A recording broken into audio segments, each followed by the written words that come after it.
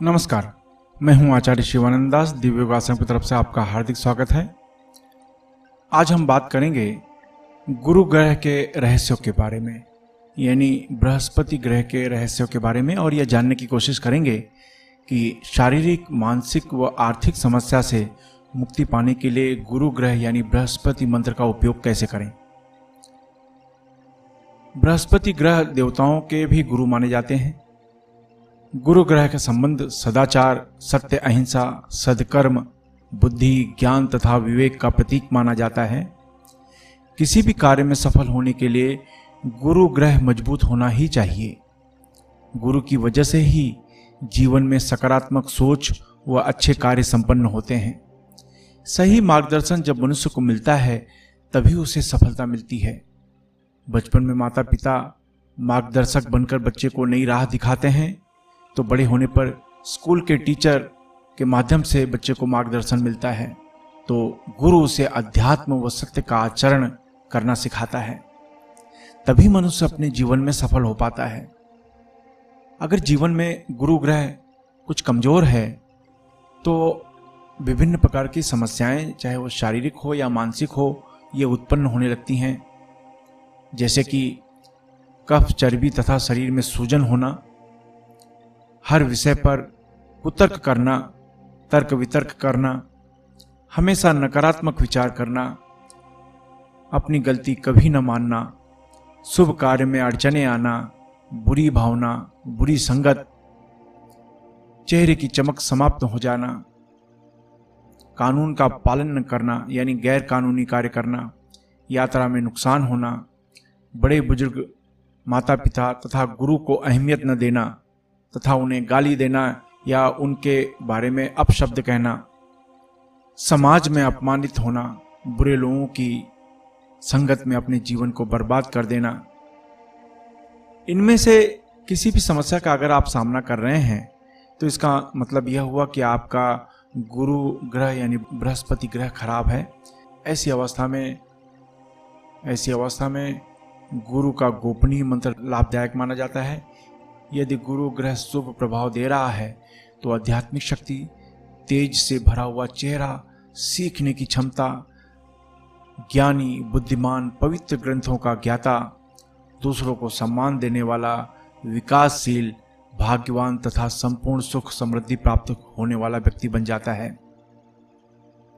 इस समस्या का समाधान करने के लिए गुरु ग्रह के गोपनीय मंत्र का अभ्यास कैसे करें। एक ढीले ढाले वस्त्र पहनकर किसी भी आसन में बैठ जाएं। कुछ लोग जमीन पर बैठ नहीं सकते तो वे किसी कुर्सी पर या सोफा पर पीला कपड़ा बिछाकर बैठ जाएं। अब 10 बार सामान्य प्राणायाम करें, यानी गहरी सांस लें, जितनी देर तक हो सके या रोक कर रखें, फिर धीरे से छोड़ें। इस तरह से 10 बार सामान्य प्राणायाम करें। फिर अपने आज्ञा चक्र यानी दोनों आंखों के बीच में ध्यान देते हुए गुरु का मंत्र ओम ह्रीं ब्रह्म बृहस्पतये ह्रीं नमः, मैं फिर से रिपीट करता हूँ, ओम ह्रीं ब्रह्म बृहस्पतये ह्रीं नमः। इस मंत्र का उपांशु जप करें, यानी बुदबुदा कर जाप करें, यानी आप इतनी ऊंची आवाज में जाप करें कि आपकी आवाज दूसरों तक नहीं पहुंचनी चाहिए। इस मंत्र का 15 मिनट तक आपको जाप करना है। इस तरह से इस मंत्र को 27 दिन तक नियमित करना है। इस मंत्र को आप किसी भी माला से जप सकते हैं या बिना माला के भी सिर्फ 15 मिनट तक जप करना है। आप अपने लाभ के अनुसार मंत्र जप की समय सीमा को बढ़ा भी सकते हैं। यह अभ्यास जब 27 दिन का हो जाता है तो इस अभ्यास से आपके मस्तिष्क व शरीर के संबंधित भाग पर सही तरीके से ऊर्जा प्रवाहित होने लगती है और आप सोच नहीं सकते इस तरीके से लाभ मिलना शुरू हो जाता है। अब कुछ जरूरी नियम। अपनी पूरी श्रद्धा बनाए रखें। इस अभ्यास में दीक्षा की जरूरत नहीं होती। यह अभ्यास हमेशा गुरुवार से शुरू करें। अगर आप नौकरी कर रहे हैं, विद्यार्थी हैं या गृहिणी हैं तो इस मंत्र को पूर्व दिशा की तरफ मुंह करके जप करें। अगर आप व्यापार कर रहे हैं या कला के क्षेत्र में हैं तो इस मंत्र को पश्चिम दिशा की तरफ मुंह करके जपें। अगर आप लॉटरी, सट्टा या शेयर मार्केट से जुड़े हैं या बैंकिंग क्षेत्र, होटल व्यवसाय के क्षेत्र में हैं तो इस मंत्र को उत्तर दिशा की तरफ मुंह करके जपें। अगर आप जमीन खरीदने बेचने का कार्य करते हैं, खेती का कार्य, लोहा, कोयला, चमड़ा तथा तेल के क्षेत्र में, या कोई ऐसा कार्य करते हैं जिसमें ब्रोकरेज यानी दलाली लेनी पड़ती हो या देनी पड़ती हो, तो इस मंत्र को दक्षिण दिशा की तरफ मुँह करके जपना चाहिए। इस मंत्र को 17 वर्ष के ऊपर कोई भी स्त्री पुरुष संपन्न कर सकता है। महिलाएं मासिक धर्म की वजह से 3-4 दिन का गैप करें, फिर आगे कंटिन्यू कर सकती हैं।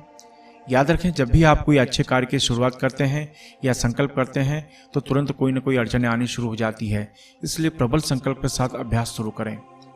इस मंत्र को शाम को यानी सूर्यास्त के बाद जप करें।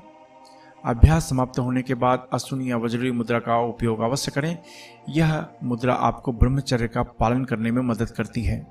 अश्विनी या वज्रली मुद्रा क्या है, इसका अभ्यास कैसे करें, यह जानने के लिए नीचे डिस्क्रिप्शन में लिंक दिया गया है, वहां से आप जानकारी प्राप्त कर सकते हैं। धूम्रपान, मद्यपान, व्यसन तथा मांसाहार से भी बचने की कोशिश करें। आशा है आप इन विधियों को अपनाएंगे और अपने जीवन में सफल होंगे। इसके अलावा लोगों में आध्यात्मिक ज्ञान के प्रति जागरूक करने के लिए हमारी संस्था दिव्य योग आश्रम अलग अलग शहर में 2 दिन का कुंडलिनी ध्यान शिविर आयोजित कर रही है। इसमें भाग लेना बिल्कुल फ्री है, एकदम निःशुल्क है। इसलिए अगर आप अपने शहर में सीखना चाहते हैं तो नीचे डिस्क्रिप्शन में लिंक दिया गया है, जहां पर आप अपने शहर में सीखने के लिए बुकिंग कर सकते हैं। इसके अलावा जो चैरिटेबल ट्रस्ट, संस्था या योगा केंद्र चला रहे हैं या जो सामाजिक कार्य कर रहे हैं, वे अपने ग्रुप में निःशुल्क कुंडलिनी ध्यान का आयोजन करवा सकते हैं। आप अपने जीवन में हमेशा तरक्की करें। इसी शुभकामना के साथ धन्यवाद।